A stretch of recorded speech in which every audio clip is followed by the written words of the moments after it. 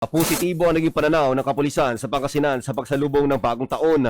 Ayon kay Police Lieutenant Colonel Ferdinand D. Asis, ang Deputy Provincial Director for Operations ng Pangasinan Police Provincial Office or PPPO, muli nitong pinaalalahanan ng kanyang mga kapwa-pulis na gawing makabuluhan ang taong 2022.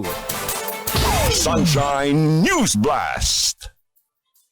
Sa pagdating ng 2022, gawin sana natin na makabuluhan ang atin pong gagawin ngayong taong ito at alalahanin natin yung mga pinagdaanan natin na hirap at nadanasan natin na mga sakit.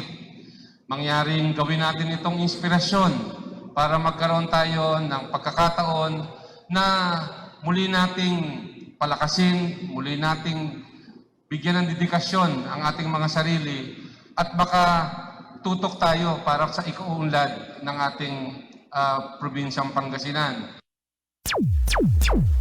Aniya, kailangan din ng pagkakaisa at kooperasyon ng bawat isa para makamit ang tagumpay, kapayapaan at kaayusan sa lalawigan. Sunshine News Blast! At gawin natin ito na nagkakasama-sama. Hindi po natin makakamit ang ganitong tagumpay, kagaya po ng mga nasa harapan natin na pilit nating iwinawaksik itong mga kagaya nito na nagkakaroon ng pananakit at dulot ng sakit sa atin pong mga mahal sa buhay. Ang nasabing pahayag ni D. Asis ay kasabay ng isinagawang pagsira ng mga nakumpiskang iligal na mga paputok. Sunshine News Blast!